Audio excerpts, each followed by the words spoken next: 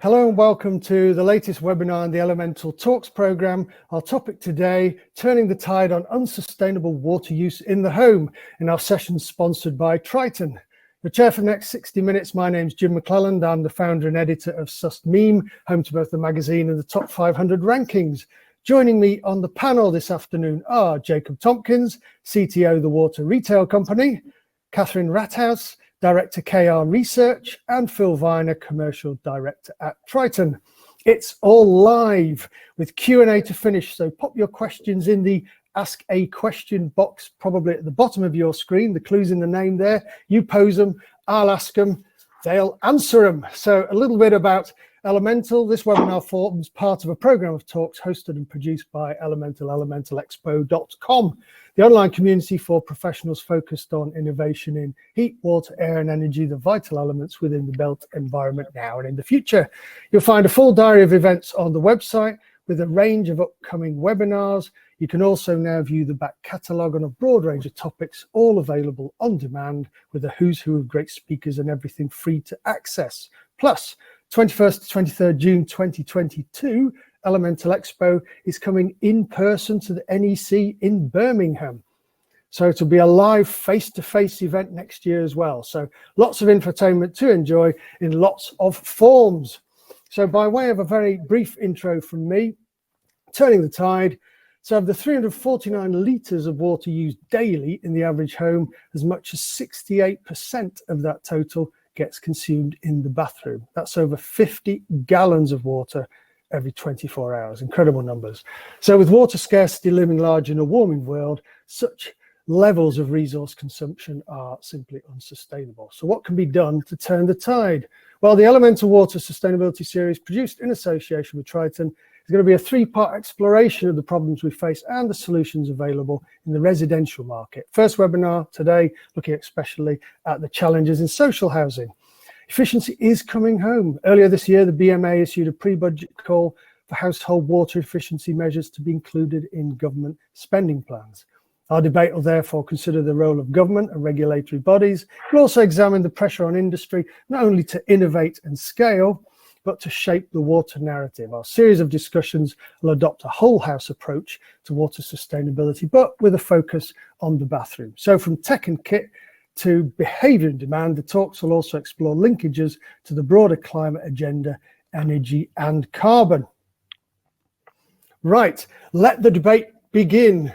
So, as we start to explore how we can both mainstream necessary product innovation and inspire the accompanying behaviour change, I'd like to begin by asking our panellists to introduce themselves, explain their perspective, and share some opening insights. So briefly, it's kind of, who are you? Where do you fit into the puzzle? Where do you think the market is right now when it comes to turning the tide on unsustainable water use in the home, especially in social housing? And while we await Jacob rejoining us, managing his tech there, I'll start first with Catherine, if I could, please, as a behavioural scientist who has researched consumer attitudes and usage. Catherine, where are we right now, do you see? Where are we right now? Just to explain my background and then where we are right now. So the first time that I heard consumer views about water efficient bathroom fittings was about 20 years ago. And it was a project with social housing tenants living in new homes with innovative green features. And since then, I've developed a special interest in water use and water efficiency. And I've spent hours, many hours, talking to consumers about what they think about showers and taps and toilets, and also how they feel about rivers and drought and flooding, and what they think about government and water company initiatives like water labels and metering programs. And I've heard from consumers from all backgrounds, so social housing tenants, owner occupiers and so on, from Carlisle to Brighton. And I've also done a little bit of work with plumbers, so happy to talk about that if that would be helpful. So the answer to your question, where are we now? So there certainly is some interest in water efficient fittings. So people are keen to help the environment and to save money. And sometimes they just think it's a no-brainer. As somebody said in the question box, why use lots of good water for flushing toilets? Why not just use as little as you can? But we face two big challenges. So the first is the perception of poor performance of water efficient fittings. So in particular, some people still believe that water efficient showers are dribbly. It's a strongly held belief, and it's just kind of intuitive that if there's less water coming through, you're just not going to get such a good shower. Second main challenge is that consumers just have other priorities when it comes to bathroom fittings. They're concerned about the way they look, they're concerned about the way they feel, they're concerned about how much coverage they get, and so on. So water efficiency is, for some people, it's in their list of priorities, but it tends to be quite low down. There are just things that matter more to them.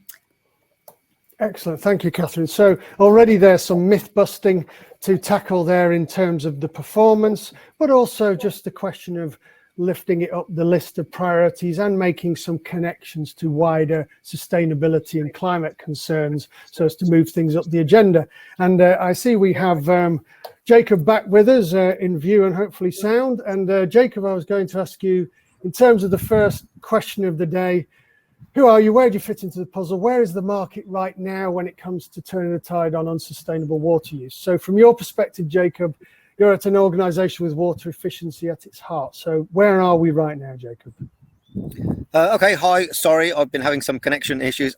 Yes, so I'm Chief Technology Officer at one of the new retail companies. We're doing a lot of water efficiency with our business customers.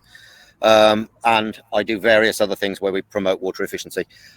I think there is a gradual understanding that there are problems with water and water efficiency, but it still doesn't have the same profile that the climate crisis does. And there is a global water crisis. There are parts of the UK at the moment that are in drought. In the next 5 to 10 years, water prices will have to rise dramatically to deal with water stress, increased demand, climate change, pollution. And I think that product manufacturers now, almost all of them have water efficient devices. So there is sort of choice editing going on for customers. I think that most customers realize they shouldn't waste water, but there isn't yet a full understanding of how severe the crisis we're in is. And there isn't yet a proper policy framework, particularly in England. Scotland and Wales both have water strategies. England still doesn't. The government still hasn't grasped the issue of water properly. I mean, frankly, all the stuff around home retrofits is pretty terrible when it comes to energy, and it's even worse when it comes to water. So I think there's a policy vacuum. We're seeing reasonably good movement from manufacturers. We're seeing some understanding by customers, but we're still not there. We've got a very long way to go. Okay, could I just ask a little follow-up there, Jacob? Is it a little bit chicken and egg that because there isn't the sense of crisis as there is with energy and carbon and climate amongst both the public and maybe some parts of the industry, is that why the government is slow to respond? Or is it because the government is slow to respond that there's less perception that there is a crisis? Are we in a chicken and egg game here? We are in a chicken and egg game, but also water is always a poor relation. There are very few people within government who take water seriously. As long as the taps still turn on and everything disappears when you flush the toilet, they aren't too bothered. I think the fact when the public realised that actually was being discharged to rivers and started to talk about this a lot more, then the government did take action. So yes, to a certain extent, when I say the government,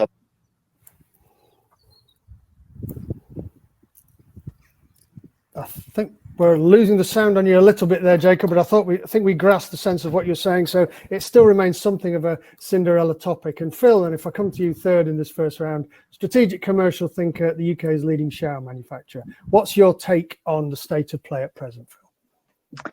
Yeah, good afternoon, everyone. So Phil Viner, Commercial Director at Triton Showers, as you say, market leader in showering solutions and water heating in the UK. Key element of my role is managing our new product and innovation pipeline through to the market. So given that our core products use water and energy in their daily use, it's key that we continue to lead the way in design and introduction of products that help consumers reduce their water and energy consumption. I think for me, very, very similar answers are, I think we face two key challenges. One is that water is relatively cheap, and as Jacob says, is pretty much a poor relation in comparison to the likes of gas and electric. You know, the news in recent days gives you an indication of how high profile those resources are, or those energy solutions are. So although environmental issues are beginning to gather pace and accelerate in terms of consumer recognition through electric car adoption, charges for plastic bags, and recent, as I say, news, many just don't take that seriously enough. So I think that's certainly a challenge we need to collectively overcome. And similar to what Catherine was saying, I think secondly, in the bathroom, where we know a high proportion of water is consumed, it's considered that rejuvenating space. So people want a really good shower, they want to use really hot water and lots of it. So the two don't always go hand in hand. The trick is to get the same or better performance as is achieved today, but with less water and energy consumed. And again, that's where Triton are trying to fit in. Excellent. Thank you, Phil. And that's nice. We've got some of the issues already in play. And that leads me nicely to the middle section of this debate, where I want to dig a bit deeper, zoom in on the specifics, and really challenge the panel as to why we're not moving faster in terms of transforming both the bathrooms and the people that use them. So we're going to, what's the problem? Innovation, scale, cost, culture, habit, markets. What needs to change to make more sustainable water use happen? So let's really dig into the detail of the issues here. So Catherine, first with you. You have asked the questions of consumers, you heard the answers, but still unsustainable habits die hard. So is the industry being unrealistic in its expectation that demand will suddenly drive change and blossom? Will people ultimately have to be forced to adapt either by cost or regulation, or both?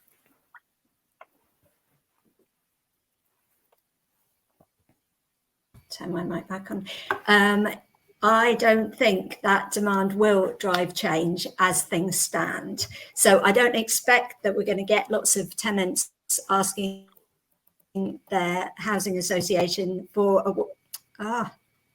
we can still hear you, Catherine. Me. Sorry, we just lost your image. Apologies. But we can hear you. Slightly keep dodgy. Good. Okay. Fine. I'll keep talking. So I don't think we're going to get lots of housing association tenants asking their landlord for water efficient showers or taps or toilets as things stand at the moment. But I think if we want to boost demand, we need to address the two challenges that we've been talking about already. So we need to address the perception of poor performance, and we need to address this issue that other things are just more important in the bathroom. So how can we change perception of poor performance? How can we do the myth busting? And I think that the first thing, so two answers here. And I think the first of those is that we really must use showers that work well. I got quite annoyed a few years ago when water companies were giving away free shower heads, and they were choosing the least expensive on the market, which didn't necessarily perform well. And so the message got out, word got around that water efficient shower heads in general don't work well. And I think that's a real problem. I think we really need to make sure that if we're giving them away or we're subsidising them, they need to be good ones. The other way of addressing this myth is to actually give plumbers and consumers an opportunity to try water efficient shower heads before they commit. I carried out some research a few years ago where we set up a demonstration unit which had two. It was like the Cola Challenge. It was a unit that had two shower heads next to each other, a water efficient one and a standard one. And we asked people to stick their hands under and see if they could tell the difference. And then we did the big reveal like they did on the Cola Challenge and showed them which was the water efficient and which was the standard one. And people were astonished because the water efficient one really felt no different. It felt just as good, it felt just as powerful, and so on. And actually we then tried that demonstration unit in plumbers merchants, and it did make a difference to sales. So I think this is something we really need to be doing more to address that myth, is actually giving people a chance to try. the other side of things, how do we actually make, so that's addressing the perception of poor performance, but how do we get over this issue that other issues are just more important when people are thinking about what showers they want in their bathroom? And I think this comes back to what Phil was saying. So, so we don't want to focus on water efficiency. It's not necessarily helpful to focus on water efficiency. Let's talk about the other great things about water efficient showers. How can we improve the experience of showering or washing hands or going to the loo? What can we do to add pleasure that also saves water? So just to give an example, I've heard over and over again from plumbers that customers love the bubbly sensation of aerated showers or aerated taps. And that's kind of a win-win. They're water efficient, but people don't need to know that. What they do need to know is that they feel great. And lastly, I think we can also market water efficient showers in a different way. Can we make them aspirational? And I saw an advert a few years ago that I thought was really clever. It was one of the big house builders who were developing green homes at the time, and the advert was a photo of this cool young guy standing in front of his new home, and it had a solar panel on the roof, and the words underneath the photo said, "Neil's friends were green with envy when they saw his solar panel and his widescreen TV." So what can we do that's going to make water efficient shower heads as aspirational as widescreen TVs? What can we do that's going to make them something that people want to show off to their friends about? It's a challenge, Excellent. but I don't think it's impossible.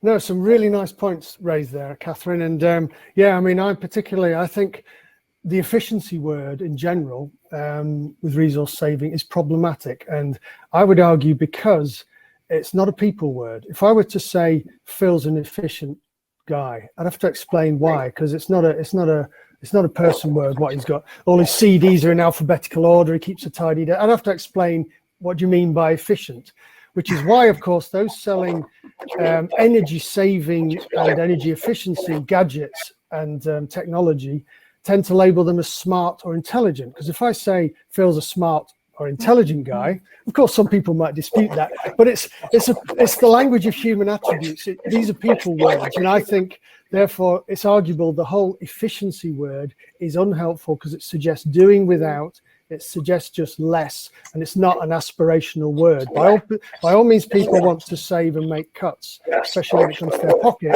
but I think there are some language issues in terms of how we describe water technologies and kit, and you can see the energy people tackling with these little intelligent smart boxes, which are cool and chic and aspirational. So I think there's a marketing challenge there. So further than in this kind of looking at the issues and the difficulties. So Phil, if I'm saying manufacturers in a nice way, you want consumers, landlords, housing associations, you want them to buy and install new kit. You make kit. So why are more customers not taking the bait when it comes to water saving technology? What's the problem? Lack of awareness? Is there a fear of greenwash, or is it just plain old product price?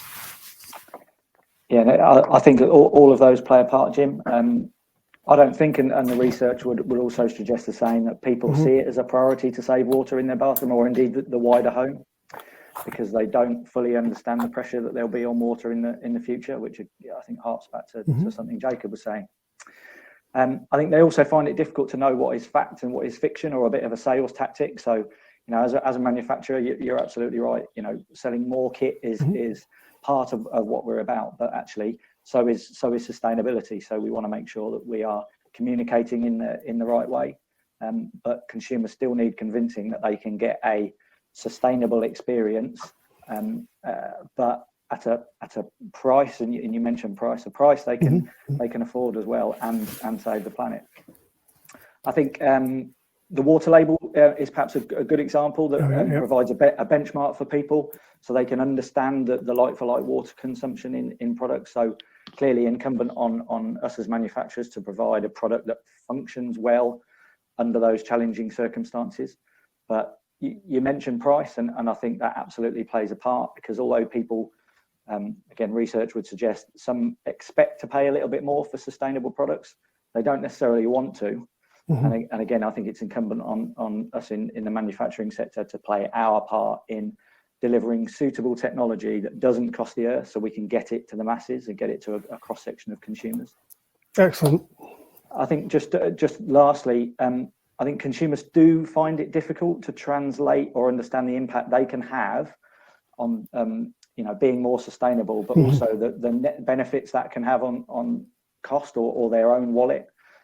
So there are tools. We developed our own water and energy saving calculator that can help them translate. If you shower for a minute less, or you use a water saving handset or low flow handset, what does that mean in terms of your sustainability position, but also in what it costs you? And I think that helps them translate into something they can understand more clearly. Thanks, Phil. That's a nice point. And obviously you're tackling some of those issues, as you say, with your water calculator. Can I just ask a little follow-up then? So if you had to pick one as to whose job it is to get that message across to consumers, is it the government's job? Is it the industry's job, including you? Or can it be devolved to installers, fitters, people closer to the user? If you had to pick one, who should be taking the lead? If the message is not getting there, who's going to lead that charge? So I think absolutely we are responsible, and I would put us at the forefront of doing that. Not just Triton, but the whole industry and sector.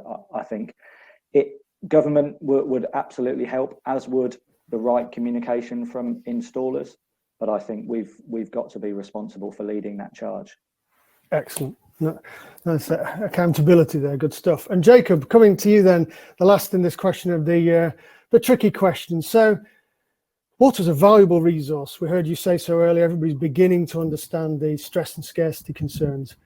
And utilities can make money by selling it, as it were. But currently they do so at a relatively cheap unit cost. So where is the incentive at the minute for them to encourage consumers to use less? How's that dynamic going to work? Okay, so they don't have enough water, simply. We are running out of water. There are quite a number of areas in the UK in drought at the moment, even. And it is in the interests of water companies to sell less water because it's cheaper to do that than it is to build new supply. There is also a benefit to the consumer in terms of energy. And I think if you look at these financial mechanisms, we could be using these a lot more cleverly. So the European water label is really useful in that it ranks basically all water using appliances. What they have in America, more than we do here, are discounts and subsidies for products. So water and energy companies give discounts for products. So if you could imagine a really efficient Triton shower, but it has 30 quid off from your water company, that'll drive consumers. The other things are, why are we charging VAT on water efficient products? Now, this has been debated for a very, very long time, but it seems strange to me that the government is taxing people for buying water efficient products. And also there used to be, well, sort of still is, something called the Water Technology List, which enabled businesses to get money back through tax credits. And again, this is just basically stagnated and disappeared. So all of those financial levers that were there aren't being used. I think also when you see retrofit programs, when you see the government talking about retrofitting or refitting for climate change, it's always insulation, which costs thousands of pounds. You can get a water efficient shower head for a £5. You could go in and you could refit homes with very high quality water efficient equipment for hundreds of pounds rather than thousands. But for some reason, it just seems to be ignored. So I would say there are a number of financial levers. And if you had government, water companies and manufacturers all working together, then of course the customer's going to buy stuff if it's cheaper and it's better for the environment and it saves them money on their water bill and their energy bill. Maybe you don't need the comms. A comms is always very, very useful, but there are some fairly basic economic levers that we're not using. And it's the game changer then, Jacob. Is it not so much about innovation? Is it just scale? Do we just need to get it out there? So is that where any spend initiatives should go, in scaling?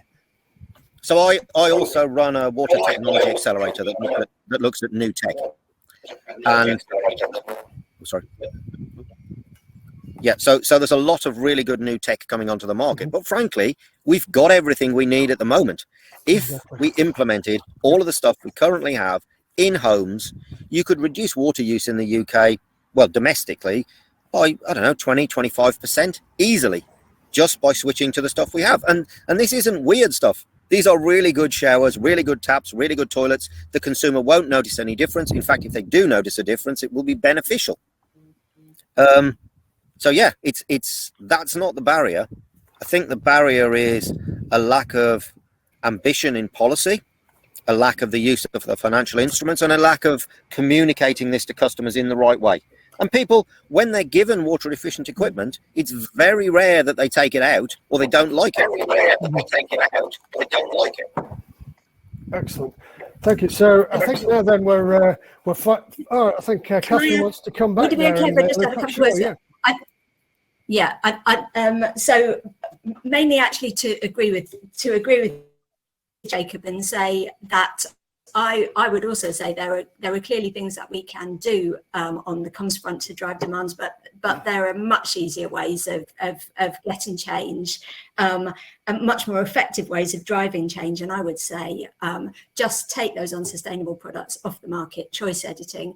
And I think one of the concerns that government has had about doing that is that they think that consumers will not like it. And in fact, when I talk to consumers, they quite often say, we just assume that this issue is an important issue. We just assume that all products on the market are water efficient anyway. So they wouldn't, I really don't think there would be very much pushback on that.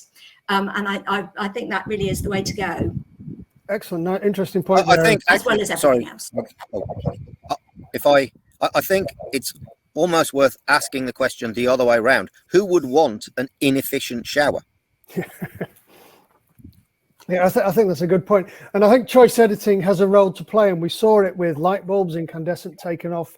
I do think there's a sensitivity around cost, because there's an affordability issue if you can no longer buy the cheapest. If there is a big price differential, then people get concerned about being obliged to spend more money if it's more like consumables or things like bulbs or something. But no, choice editing potentially, but it would take policy to do that. So having looked at some of the challenges and difficulties, now this last bit before we move to the Q&A, and I would remind the audience, we already see a few questions coming in the chat. There's also an ask a question box at the bottom. If you've got a question about anything you've heard, or in fact something you've not yet heard about, type it in the chat or in the Q&A down the bottom, and we'll get to that at the end of the session. So now the last round of questions from me, and good news is this one's called Reasons to be Cheerful. This is where we start smiling and talking about happy scenarios. So looking ahead, how successful sustainable approaches to low water use technology, systems, behaviors can truly serve to drive change in the market and in home. So starting with you, Phil, this last round from me. Fast forward maybe 5 or 10 years. Paint a picture. What will success look like for your industry in 5 or 10 years? I think I'd start by echoing both Jacob and Catherine's points. The forward-thinking technology is here today. It's just not being adopted. So we've got showers that perform excellently at low flow rates. We've got the shower handsets. We've got heat exchange technology. We've got it all around us. It's just not adopted en masse across the sector. So I think, at Triton we have a mantra that we live by, which is not introducing a product that is less sustainable than its predecessor.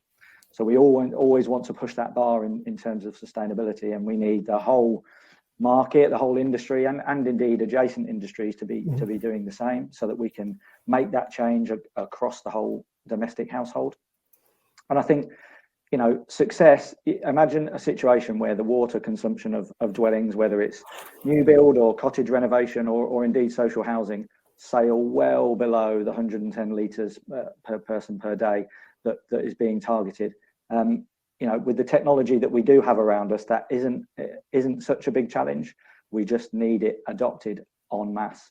And I think with that, if we all, as manufacturers, as consumers, as landlords, as water companies, all make the right decisions and change our own behaviour and help consumers make the right decisions and change theirs, then that is, as I say, not insurmountable in the next couple of years.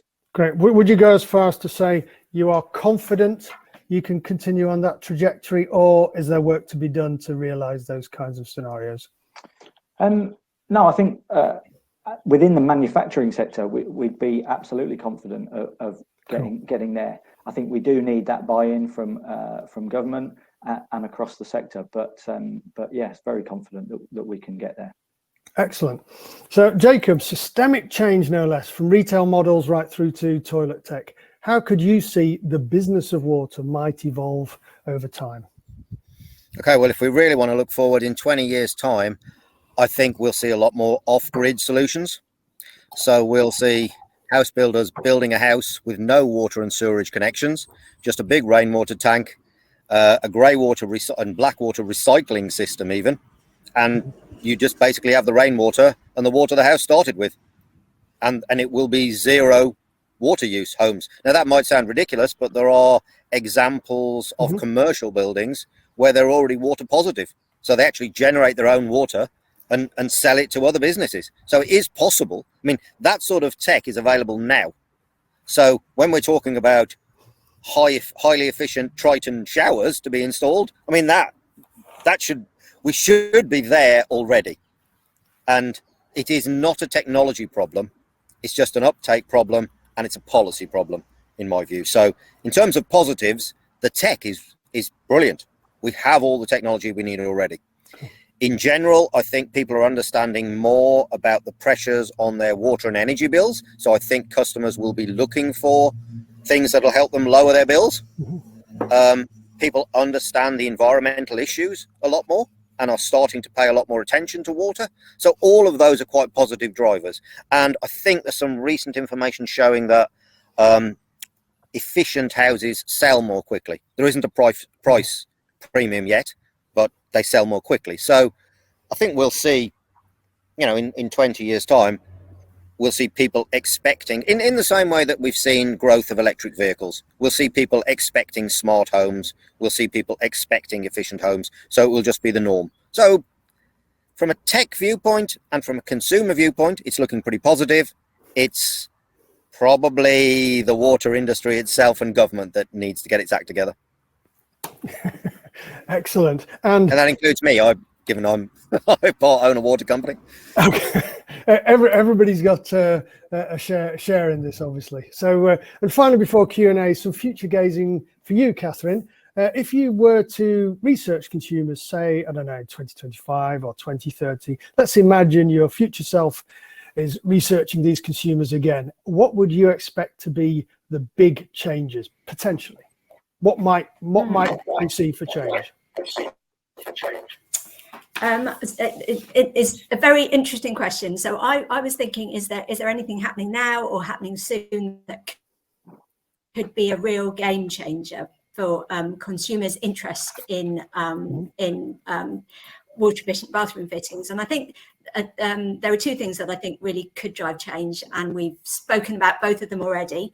The first is the water label. So we've had A2E energy labels. They've been around for years. We've had a voluntary water label for years, and we're just about to get a mandatory label so that all bathroom fittings will have one.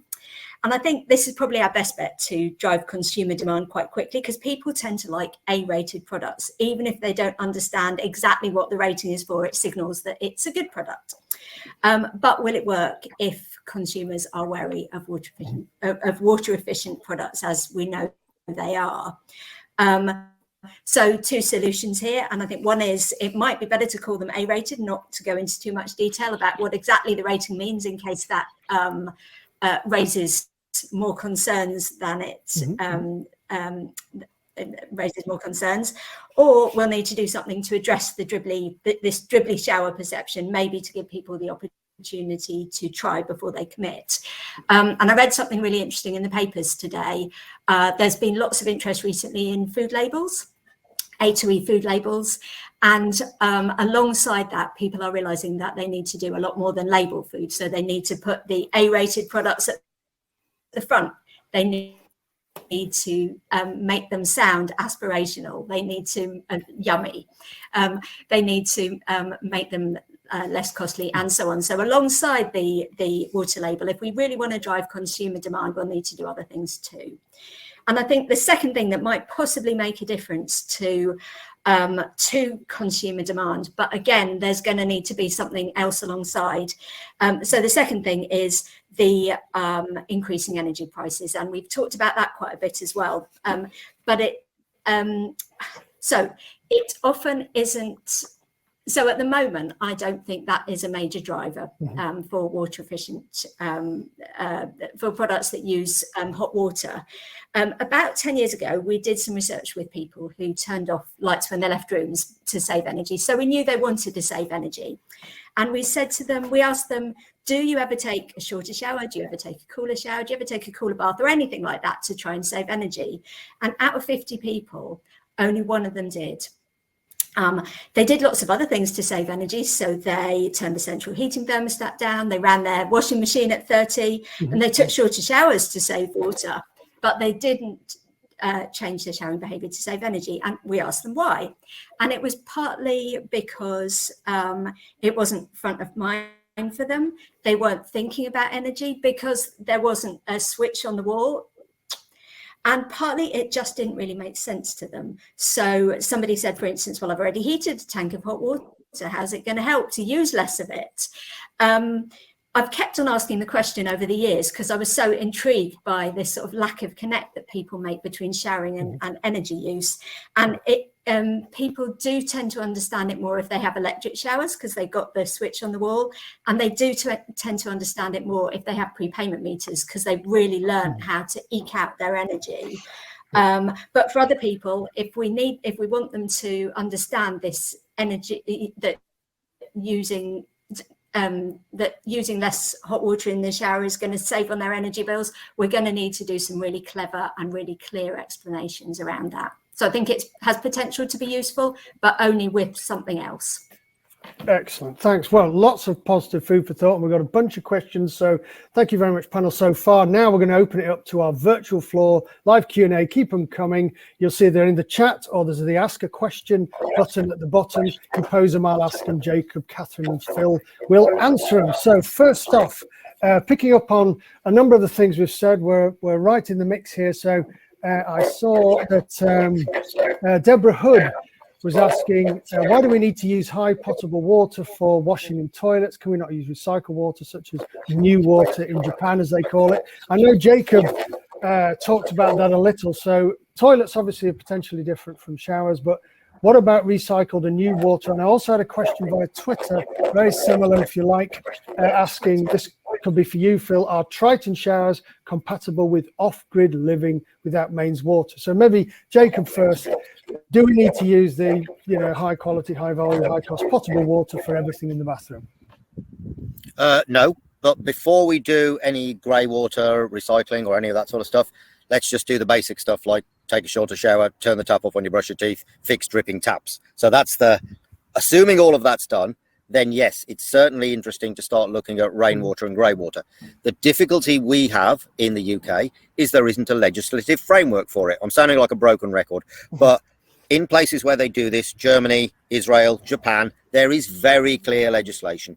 In Germany, you have to label a house on the outside of the house saying that it uses grey water. There have to be certain types of pipes. What happens if you put in grey water systems, sell your house, someone else moves in and wants to put in a new downstairs sink, and suddenly actually they're using grey water pipes instead of freshwater pipes? So grey water can be dangerous. So we need a proper legislative framework for this. For new homes, slightly different. Interestingly, in Israel, you can only have a grey water system in buildings that have a lift. And the reason for that is if you have a lift, you have to have a management company for the building. So if you have a management company, you have a vehicle that can manage the grey water and look after it. So it's these logistical and regulatory frameworks that are missing. Again, the tech isn't missing. I see lots of grey water stuff all the time. Maybe the price isn't quite right yet, but we need a legislative framework for that first.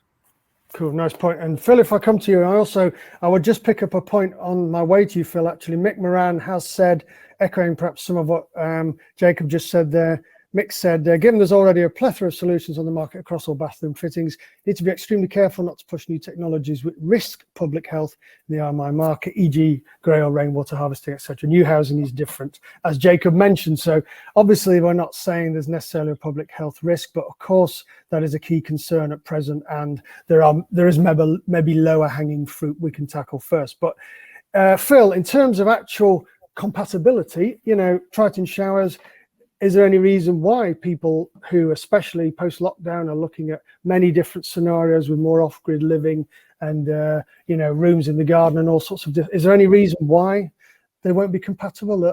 You know, no, I think there's clearly a range of showers from Triton and others, and the compatibility generally depends on the quality, the pressure of the water. So I think there's no doubt a solution from either us or somebody out there in the market that would be compatible with that situation. I think what I would add is I know we and again others are looking at different showering systems that can recycle water and filter water. Mm-hmm. So in terms of that grey water or water being recycled, that is technology that appears to be emerging in the marketplace. Okay. And that would clearly suit itself to that type of install. Excellent. Sorry, I know we're not supposed to ask questions. Can I just ask you're welcome. follow up on that one? By all means.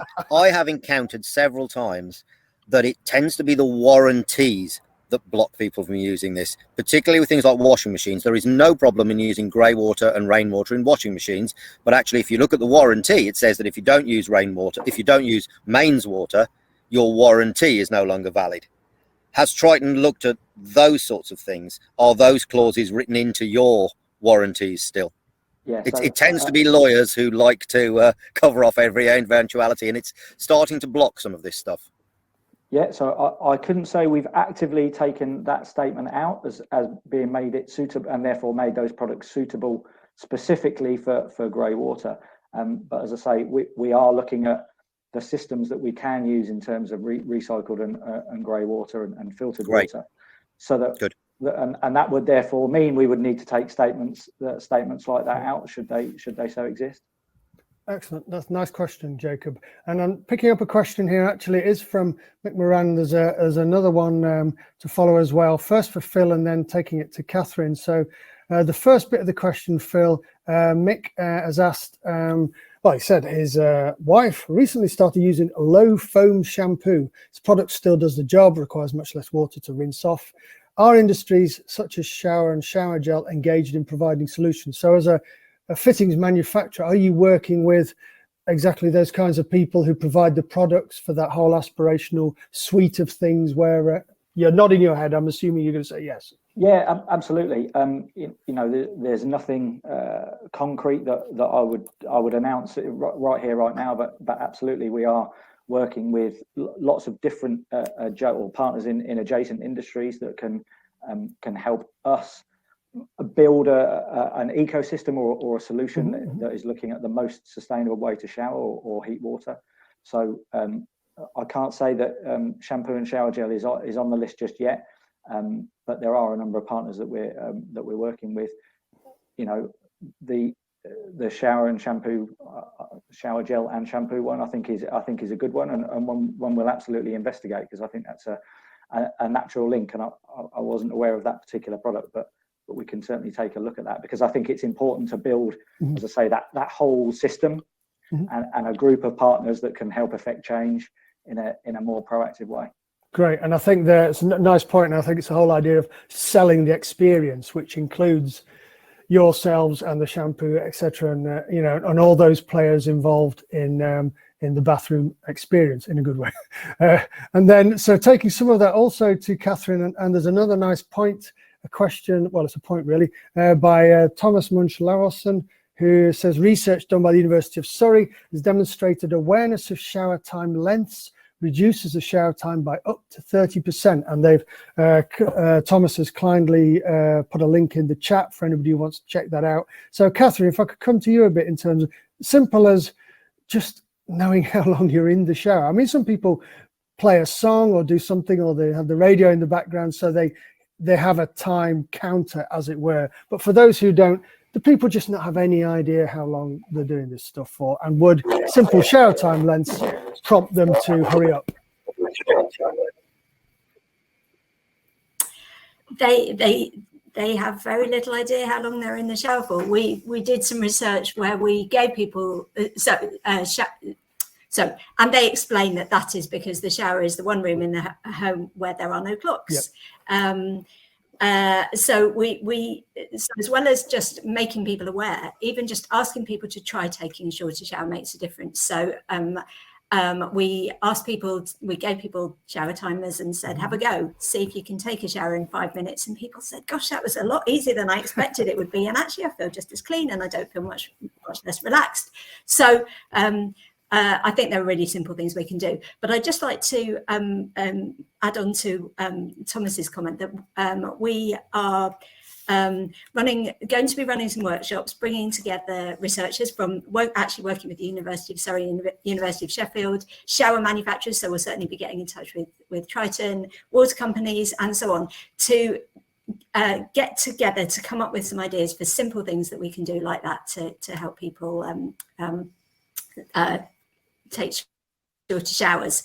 And it was going to happen before lockdown, and then lockdown happened, but it will be happening next spring. So if anyone is interested in that, then please do get in touch. Excellent, good shout out. And also on that, I'm seeing a note in the chat as well, subject of shower time, you can try out the Triton showers energy and water savings calculator, and there's a link there as well. So there are tools if you're looking for ways to try and prompt behavior or test yourselves or to share with others. There are links and tools.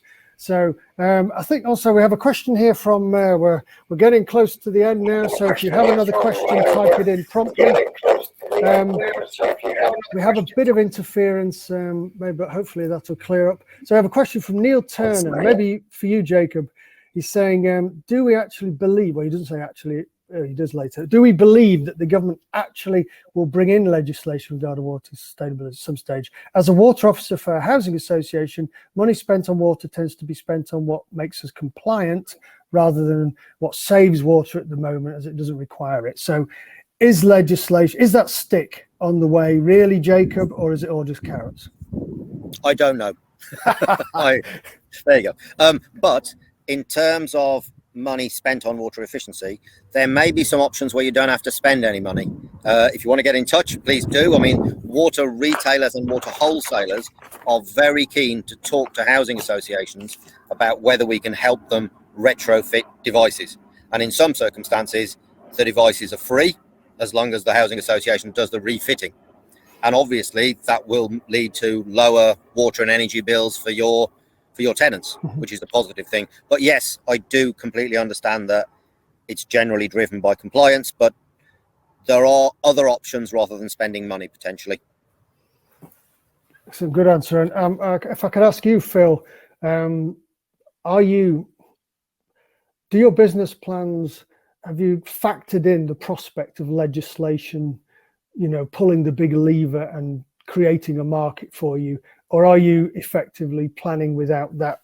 It's more hope than expectation. How confident are you that you're going to be given any assistance in terms of legislation? I guess building regulations would suggest that legislation is potentially on its way in terms of water usage. It's certainly looking to reduce the consumption per household. So we may get some assistance, but I wouldn't say we are planning on having that in place. You know, we just believe it's the right thing to do. We understand that water scarcity is going to be an issue in the future. So our plans and product plans are very much based on how can we help consumers make the right choice and change their behaviour to help with their own water consumption. And clearly, if the government come along with some legislation, I think that will help everybody's cause and certainly help us in terms of reinforcing that message with customers and consumers. Excellent. And just picking that point, then a final comment from in the audience. I see Milind Patel has said it's about treating water usage as a lifestyle choice within the media and amongst influencers. So hold my hand up there, obviously. Come to you finally then, Catherine, before we close. Taking that phrase, water usage or water as a lifestyle choice, do you think that's the kind of language you could be using when you survey consumers? Do you think we should be talking more in those terms? Yeah, and not talking about efficiency, but rather talking about how it can contribute to what they want, how it can make their experience more pleasurable. Sorry, I'm having trouble at my end hearing what you're saying. So we could hear you clearly. So yeah, no. So it's about the user experience. Okay. So hopefully then we can take that forward. And thank you very much. So in closing, then I think we've covered off all the questions. I see one sneaking in at the bottom there. It says, I think it's more a comment. It says, families like competition, so why not incorporate simple comparable table in the shower fitting so they can set up daily, weekly, monthly, annual challenges across the family? Oh, gamification. There's a nice little comment from Mick Moran. So last question to you there then, Phil. I'll just throw that at you. Any thoughts on whether you could introduce some kind of gamification thing where who's the best showerer in the house or something? Is that a fun way to get people to do the right thing? It is absolutely a fun way to get people to do the right thing. And all I would say is watch this space. Ah, excellent. What a nice cliffhanger note to finish on. Good stuff. Right, in closing then, big thank you to all our panelists, especially for battling with the tech gremlins. We've wrestled with them through the last hour. So thank you, Jacob, Catherine, of course, Phil, and our sponsors are lovely people at Triton. Also to yourselves out there on Crowdcast for your comments, your questions, some really nice points and insights and queries in there. A reminder to check out elementalexpo.com, the online community for professionals focused on innovation in heat, water, air and energy, the vital elements within the built environment now and in the future. As I said at the top of the show, you'll find the full diary of events on the website, including upcoming webinars. In case you missed it, back catalogue of recent sessions. This will be shareable immediately afterwards as well with colleagues, friends, anybody you think who will benefit from listening to what's been said today. And don't forget, June next year, 2022, in person, Elemental Expo at the NEC. Obviously, see you all face to face there. So that's it for today. I've been Jim McClelland, editor at SUSMEME. Thank you again to our lovely panelists. Thanks for watching. See you all again soon. Cheerio. Bye-bye. Thanks all. Bye-bye now.